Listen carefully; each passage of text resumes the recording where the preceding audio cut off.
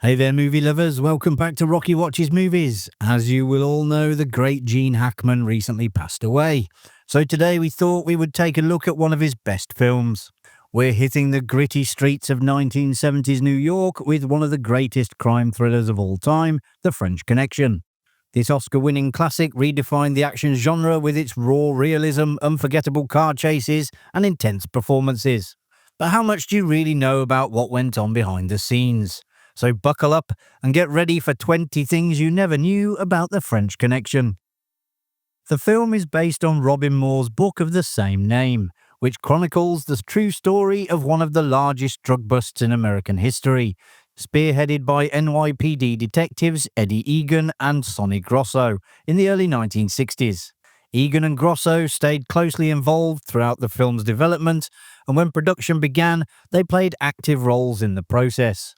Director William Friedkin kept them on set nearly every day as technical advisors and even cast them in the film. Egan, the real-life inspiration for Popeye Doyle, took on the role of Walt Simonson, Doyle and Russo's supervisor, giving him the chance to portray his own boss. Meanwhile, Grosso, the bassist for Cloudy Russo, was cast as Clyde Klein, one of the federal agents assigned to assist the detectives on the case. Robin Moore's book caught the attention of Philip D'Antonio, a producer who had recently achieved success with his first feature film, Bullitt. He was captivated by the story of two New York cops with strikingly different personalities who had pulled off an extraordinary drug bust. He was determined to find the right director to bring his vision of a gritty, realistic drama to life. For this, he turned to William Friedkin, who later recalled that D'Antoni was particularly drawn to him because of his background in documentary filmmaking. He and Friedkin traveled to New York to meet Egan and Grosso, and Friedkin immediately saw the potential for a compelling film in their story. However, what he didn't find compelling was Moore's book itself. Years later, Friedkin admitted that he had never actually finished reading it. In 1969, the film was set up at National General Pictures, but the deal collapsed over budget disputes. They then struggled to find a new studio. Every studio in town turned it down twice, Friedkin recalled. Finally, 20th Century Fox's Dick Zanuck offered $1.5 million, admitting though that he had no idea what the film was, but had a hunch it's something. They made the film at Fox, but by its release, Zanuck and producer David Brown had been fired, leaving them to buy tickets to see their own movie. Inspired by Egan and Grosso, Friedkin sought an immersive understanding of their work and arranged frequent ride-alongs for both himself and his eventual stars, Gene Hackman and Roy Scheider. As the director later recalled, these experiences often went far beyond mere observation. Friedkin has stated that the scene in which the characters storm into a bar, break it up, and seize various items was something he witnessed 3 or 4 times a week. He recalled that Eddie Egan, the real-life figure portrayed by Hackman, would often hand him a gun in such situations, instructing him to watch the back. On those occasions, he would find himself standing at the rear with a .38. Egan extended the same experience to Hackman and Scheider, allowing them to understand the proper technique for conducting a frisk.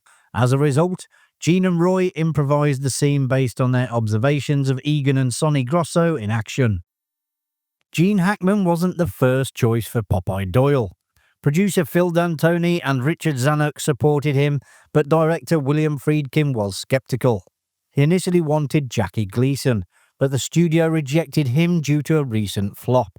Friedkin then considered columnist Jimmy Breslin, but he couldn't drive and lacked acting skills. The police advisors preferred Rod Taylor, believing he resembled the real-life inspiration Eddie Egan. With no better option, D'Antoni pressured Friedkin to cast Hackman, or risk losing the production window. Friedkin reluctantly agreed, and the rest is history. For casting, Friedkin relied on New York insider Robert Wiener, who suggested Roy Scheider, and he was hired without an audition. For the role of the drug kingpin, Friedkin asked Wiener for that French guy from Belle de Jour, meaning Francisco Rabal. Wiener mistakenly secured Fernando Rey instead. Upon meeting Rey, Friedkin realized the mix-up. Rey was Spanish, had weak French, and refused to shave his goatee.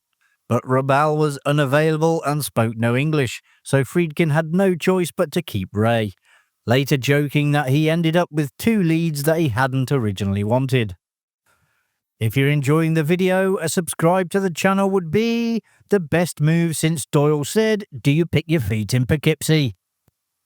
Captivated by the gritty street-level authenticity of the story, Friedkin aimed to infuse the film with a sense of induced documentary. He wanted it to feel as though the camera operators had simply stumbled upon two cops working on the streets of New York. This was achieved partly by scouting the most authentic locations possible, but also deliberately avoiding choreographed shots. Friedkin recalled, "In order to do that, from time to time, I would not rehearse the actors and the camera crew together. I rehearsed them separately. This approach meant that while the camera operators generally knew what would happen in a scene, they didn't know exactly how it would unfold." The Poughkeepsie dialogue was a genuine interrogation technique. With Egan and Grosso frequently on set as technical advisors, they often contributed real phrases and tactics they had used in similar situations. This included Popeye's line, "Did you ever pick your feet in Poughkeepsie?" Friedkin and Hackman explained that Egan had devised the "pick your feet in Poughkeepsie" phrase as a deliberate non sequitur, designed to disorient interrogation suspects while Grosso asked more direct, relevant questions. Though he had been the producer's choice for the role and was determined to get it right, Gene Hackman found his time on the set challenging, particularly when it came to working with Eddie Egan, the real-life inspiration for Popeye Doyle. Hackman described the veteran cop as insensitive, and his discomfort was heightened by the fact that his character had to use racial slurs, including the N-word, as part of the dialogue. Hackman expressed his unease about using such language to Friedkin, who insisted it was essential to the film and that he had to deliver the lines as written. Hackman has said, "I just had to kind of suck it up and do the dialogue." Tension also ran high between Gene Hackman and William Friedkin during filming. Friedkin, already reluctant to cast Hackman, felt he lacked the raw intensity for Popeye Doyle. To push him, the director deliberately antagonized him daily. Their clashes peaked during a surveillance scene where Friedkin wanted a close-up of Hackman's cold hands. Annoyed by his tone, Hackman decided to push back by pretending he didn't understand what the director wanted.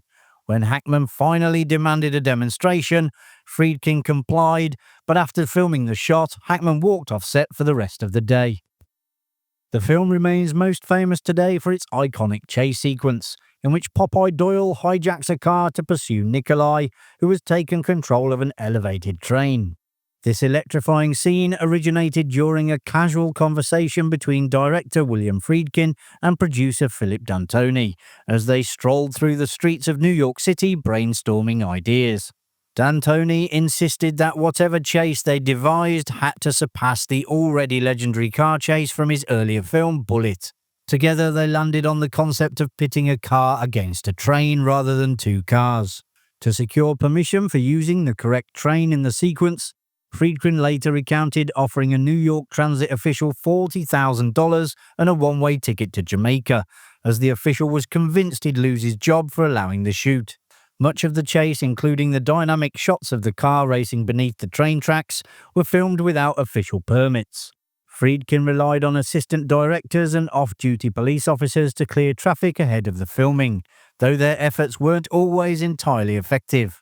Remarkably, at least one of the crashes seen in the film was an unplanned accident, not a staged stunt. The now legendary chase was filmed over 5 weeks, with shooting split between scenes on the train and in the car, all while navigating New York's rush hour schedules. Despite the extensive effort, Friedkin wasn't entirely satisfied with the footage. After reviewing it, he felt it lacked the excitement he had envisioned and shared his concerns with stunt driver Bill Hickman. Hickman responded confidently, "Put the car out there under the L tracks tomorrow morning at 8 o'clock. You get in the car with me and I'll show you some driving." True to his word, Hickman, who had also been a stunt driver in Bullitt, took Friedkin for a ride the next day. He mounted one camera in the passenger seat and operated a second from the back seat. Hickman then drove around 26 blocks beneath the Stillwell Avenue L tracks at speeds reaching 90 miles an hour, with only a police gumball light on the roof to alert bystanders. This daring drive provided the adrenaline and intensity Friedkin needed to complete the sequence, elevating it to the heart-pounding spectacle it's remembered as today. In post-production, Fox's promotional department sent D'Antoni a memo proposing a title change. Potential alternate titles included Doyle and Popeye, both attempts to emphasize the hard-edged detective at the heart of the story. As the film wraps up, Doyle chases Charnier into an abandoned building. Jittery, he fires at a shadowy figure, only to realize it was Federal Agent Muldrig. Unfazed, he disappears into the darkness and a single gunshot rings out. Friedkin deliberately left the moment ambiguous. When asked about it, he admitted, "People have asked me through the years what that gunshot meant. It doesn't mean anything, although it might. It might mean that this guy is so over the top at that point that he's shooting at shadows." The film received widespread critical acclaim and earned 8 Academy Award nominations. At the 44th Academy Awards, the film triumphed, winning a total of 5 Oscars. It claimed Best Picture, becoming the first R-rated film to win the Academy's top prize, along with Best Director for William Friedkin and Best Actor for Gene Hackman, whose gripping portrayal of Detective Popeye Doyle was a standout. The film also secured awards for Best Adapted Screenplay, awarded to Ernest Tidyman, and Best Film Editing for Gerald B. Greenberg. The actor originally cast as the subway conductor failed to show up, prompting Friedkin to replace him with a real conductor. The motorman was also an actual transit worker, as the authorities refused to allow an actor to operate the train. Meanwhile, the ill-fated transit cop was played by a real transit officer, one who also happened to have a Screen Actors Guild card. On the day of his retirement from the NYPD in December 1971, Egan was abruptly fired for failing to make court appearances in conjunction with his cases and for failing to turn in contraband weapons and narcotics, losing him his pension benefits. He won an appeal and his pension was reinstated. Although Moore's book had been in print for 2 years, Egan believed his dismissal was due to the film, which had embarrassed the department by exposing the harsh tactics he had used on suspects. The heroin testing scene is remarkably accurate in depicting how authorities determine the drug's purity. In fact, the shot of the technician scooping up heroin with a needle features real heroin. The later scene where the test results are delivered also used actual heroin. The real-life drug smuggler to whom the Charnier character is based managed to escape the country, just as his cinematic counterpart does in the film. The man later died peacefully in France. While the character of Sal Bocker is killed in the film, his real-life counterpart was captured and spent a short time in prison. Gene Hackman watched the film only once, shortly after its completion, and felt that was enough. He later revealed that he had not seen it since that initial screening, which took place in a dark, tiny viewing room at a post-production facility 50 years ago. And there you have it, folks. You now know a little bit more about The French Connection. If you enjoyed the video, which I presume you did as you got this far, hit that like button and subscribe so you don't miss any future videos coming to Rocky Watches Movies. Thanks for watching. I'll see you in the next one. Bye for now.